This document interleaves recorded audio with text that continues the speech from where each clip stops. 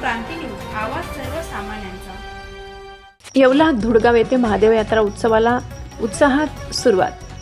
भाविकांची मोठी गर्दी। येवला तालुक्यातील धुडगाव येथे भाविकांचे श्रद्धास्थान असलेल्या श्री महादेव मंदिराच्या 2 दिवसीय यात्रोत्सवाला मोठ्या उत्साहात सुरुवात झाली।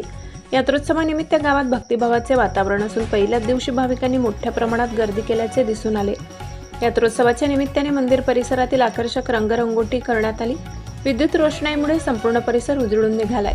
महादेव यात्रा उत्सव समितीच्या वतीने गंगेवरून आणलेले पाणी व कावड यांची वाजत गाजत गावातून भव्य मिरवणूक काढण्यात आली। ढोल ताशांच्या गजरात निघालेल्या या मिरवणुकीत भाविकांनी मोठ्या श्रद्धेने सहभाग घेतला।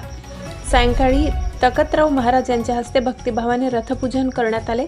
त्यानंतर रथाची मिरवणूक काढण्यात आली। रात्री लोकनाट्य तमाशाच्या माध्यमातून वगनाट्य सादर करण्यात आले। या वगनाट्यात शेतकऱ्यांचे ज्वलंत प्रश्न तसेच सामाजिक विषय प्रभावीपणे मांडण्यात आले। मनोरंजनासोबतच जीवनाला दिशा देणारा संदेश देण्यात आला आणि तमाशा रसिकांनी कलाकारांच्या सादरीकरणाला भरभरून दाद दिली।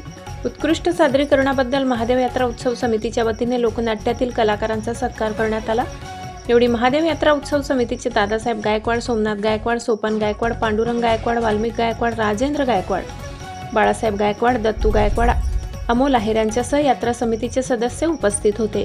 धुडगाव येथील महादेव यात्रोत्सवामुळे संपूर्ण गावात भक्ती, आनंद व उत्साहाचे वातावरण निर्माण झाले असून पुढील कार्यक्रमासाठी भाविकांमध्ये उत्सुकता आहे। महाराष्ट्र क्रांती न्यूजसाठी प्रतिनिधी शशिकांत जगताप, येवला। अशाच नवनवीन बातम्या पाहण्यासाठी आमच्या महाराष्ट्र क्रांती न्यूज या YouTube चॅनलला लाईक करा, सबस्क्राईब करा आणि बेल आयकॉनला प्रेस करा।